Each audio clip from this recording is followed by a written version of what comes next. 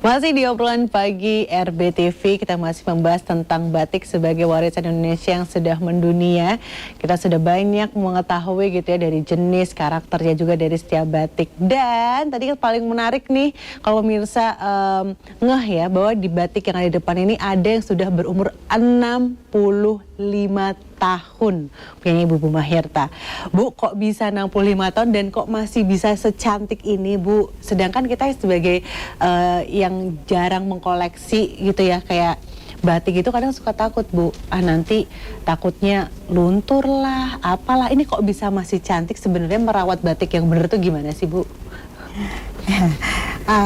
Begini, Mbak. Musuh kain batik itu adalah rayap dan jamur. Satunya lagi kelembapan.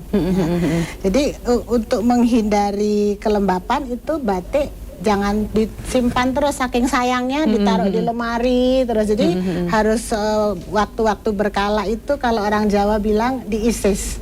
Jadi meskipun tidak dipakai, dikeluarkan dari lemari, diisis, kena angin-angin begitu supaya dia tidak lembab. Selain rumah kita juga dijaga supaya sirkulasi udara bagus, itu nanti barang-barang yang kita simpan di rumah juga terhindar dari jamur akibat kelembapan itu.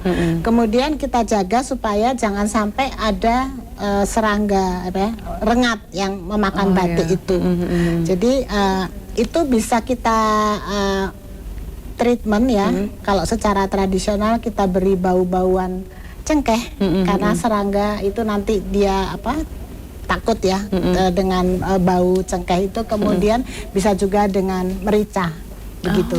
Merica bubuk kita taruh di dekatnya, jadi serangga tidak akan mendekat dan kayak takut lah ya untuk mengganggu itu. Kemudian ketika kita sudah memakai, itu kita mencucinya hati-hati, tidak dengan mesin cuci, tapi kita cuci tangan. Oh gitu. Ya, kita cuci tangan. Sabunnya bukan pakai deterjen itu, tapi pakai lerak. Ya, itu kita bisa beli di toko batik. Kemudian menjemurnya tidak di matahari langsung. Jadi kita jemur di di emperan begitu, emperan rumah. Nah, supaya tidak terkena matahari langsung, kita gantung gitu. Oh, jadi yang penting kena angin aja gitu ya, Bu? Iya. Kalau kena sinar matahari langsung, akibatnya apa, Bu? Warnanya cepat pudar. Apalagi yang pewarna alam itu lebih cepat pudar. Oh gitu. Ya. Ternyata banyak ini ya tantangannya juga ya, Bu. Ya. Boleh Bu saya ambil yang 65 tahun ini buat teman-teman. Dan ini masih bagus banget ya. Ini adalah salah satu motif dari Cirebon ya, Bu ya? Cirebon. Oke, mungkin boleh. Nah, ini salah satu, dan ini Ibu merawatnya dengan itu tadi ya, Bu, sering diangin-anginin. Ya. Gitu. Dan ini pun juga cara melipatnya pun juga harus ada caranya nggak sih, Bu? Kalau yang betul ya di museum itu bukan dilipat ya sebetulnya, digulung. Yang betul itu digulung, ya. Baik. Nah, ini masih detailnya masih sangat terawat sekali ya. Padahal sudah 65 tahun ya. Tuh luar biasa. Ini motif-motifnya pun juga masih sangat terlihat, masih sangat sehat kalau ibarat kata ya, Bu ya, kainnya ya. Masih sangat bagus sekali. Oke. Baik, oke. Kalau untuk perawatannya sebaiknya digulung ya, Bu. Cuman karena kita kan di rumah ya, itu ya kita lipat, tapi itu lipatannya jangan dimatikan gitu ya, jangan ditindas dengan setrika. Nanti dia kan jadi kalau sudah tua akan robek di situ. Jadi jangan disetrika. Oh, jadi sebaiknya kalau batik itu tidak disetrika ya, Bu? Kalau yang tulis seperti ini tidak disetrika. Karena mahal ya. Baik. Kalau dari yang tadi ini udah 65 tahun di sini gitu ya. Kalau dari Mbak Febri sendiri sudah berapa tahun, Mbak, berkecimpung di dunia perbatikan ini? Pertama kali saya pegang canting itu dari SD.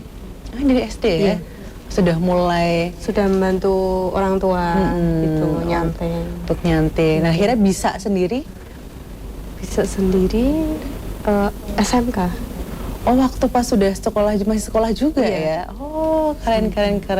Mbak, boleh nggak sih dikasih tahu nih buat teman-teman nih, kalau yang pengen belajar batik bisa nggak di tempatnya Mbak Febri? Terus namanya apa nih? Oh, bisa sekali, Mbak. Kalau mau belajar batik bisa dari kelompok misal ibu-ibu PKK, pengajian, terus sekolahan. terus kampus itu bisa. Soalnya banyak yang datang ke rumah. Gitu. Yang daerah Bayat, daerah Klaten itu banyak yang sering outing kelas ke rumah itu banyak. Oke. Nah, itu ada di Galeri Manten Anyar Batik yang beralamat di Menyuripan Bayat, Klaten. Oke, Galeri Manten Anyar Batik. Manten Anyar Batik. Iya. Ya itu. Instagram ada nggak Mbak? Instagram ada? Ada. Ada. Manten Anyar. Di Manten Anyar ya itu, jadi bisa dikepo-kepoin dulu ya kan. Ini pas sana sudah, kalau request gitu boleh nggak Mbak, kayak aku mau pesan batik cuman requestnya harus ada motif yang ini gitu, bisa nggak Mbak? Bisa sekali. Bisa ya? Bisa. Iya, bisa loh. Bisa. Tapi kalau untuk batik tulis kan, kalau yang kita tahu kan mahal banget ya Mbak ya. Terus start from-nya sebenarnya berapa sih itu? Kalau saya 1 meternya mulai dari harga 100.000. Oh, iya, oke, 1 oke, meter. oke. 1 meternya ya. Iya.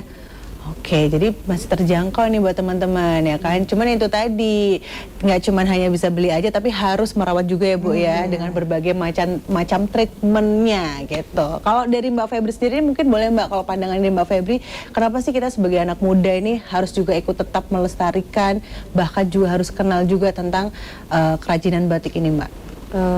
Agar tidak punah.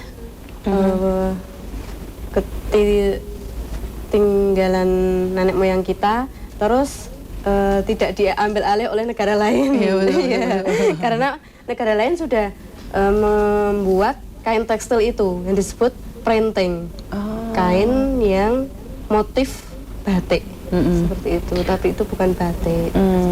Ya, betul.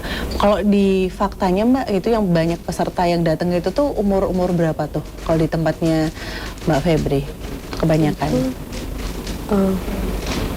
Semua kalangan sih. Kadang TK itu, ya.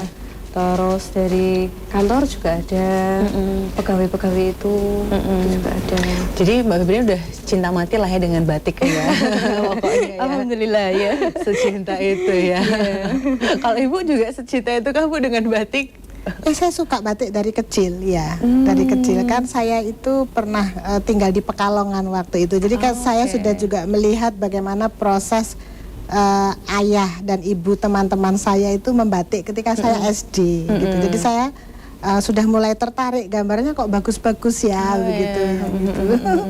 Baik, mungkin ada nggak sih Bu menurut Ibu gitu tantangannya untuk anak-anak zaman sekarang agar lebih memaknai batik atau budaya itu sendiri, warisan itu sendiri Bu? Ya agak tidak mudah ya, karena sekarang mungkin bagi generasi muda tuh lebih baik beli handphone ya dibanding beli batik begitu ya, karena dengan handphone mereka bisa berselancar kemana-mana ya. Nah ini tantangannya ya cukup berat gitu, makanya kita mensosialisasikan sejak SD ya, masuk dalam muatan lokal ya, di pembelajaran SD itu bagaimana membatik, kemudian mengenalkan simbol-simbol yang penting dari batik kepada anak sejak dini. Nah kalau bukan kita, siapa lagi ya yang akan melestarikan batik ini? Ada strategi nggak sih Bu gitu untuk anak-anak milenial, bukan yang nggak cuma milenial ya, tapi Gen Z zaman sekarang, Alpha gitu, ada nggak Bu untuk memberikan ilmunya? Kita masuk beradaptasi dengan apa yang mereka sukai, gitu. Kita bisa menciptakan motif-motif baru, tapi yang penting juga batik sesuai dengan selera mereka, potongan-potongan baju yang mereka sukai. Jadi tidak hanya kain bawah jarik itu, tapi seperti saya lihat yang dipakai Mbak, ini kan model milenial ya. Jadi model-model yang digemari oleh generasi muda ya, tidak hanya jarik, tidak hanya sarung ya. Nah, dengan begitu mereka akan tertarik untuk membeli, dan dengan dibeli itu salah satu cara untuk menjaga keberlangsungan batik itu sendiri. Iya, oke, betul Bu. Jadi memang ada tantangan tersendiri ya, dan ini juga salah satu karya gitu ya. Ini luar biasa dari Jibatik teman-teman semuanya nih. Ini walaupun saya kurang begitu mengerti motif-motifnya apa ya, cuman sekarang udah banyak sekali kombinasi-kombinasi yang memang di kontemporer ya, kontemporer. Ya. Oke, jadi kontemporer yang juga sudah dikombinasikan agar lebih cocok dan juga masuk ke anak-anak muda zaman sekarang gitu, lebih cinta lagi. Apalagi sekarang batik udah banyak ya Bu ya motifnya gitu, bisa di adjust gitu ya, buat kekinian pun juga bisa, request pun bisa ya Mbak Bisa. Febri tadi itu kan. Request desain. Request bisa, semuanya bisa. Mungkin boleh kalau dari sudut pandang Mbak Febri kalau ingin memberikan pesan-pesan ke anak-anak muda zaman sekarang nih tentang batik gimana Mbak? Pesan-pesannya.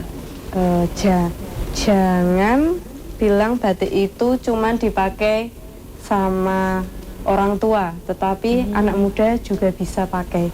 Iya, tetap masih bisa modis dan trendy lah ya Mbak Iya. gitu. Jadi bisa nih nanti bisa ke mana Mbak batik?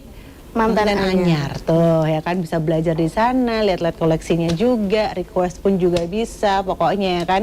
Langsung aja hubungi Mbak Febri, Instagramnya juga ada di Mantan Anyar, langsung aja di follow. Kalau dari Ibu sendiri nih Bu, mungkin ada pesan-pesan untuk anak-anak muda penerus bangsa yang ada di rumah Bu?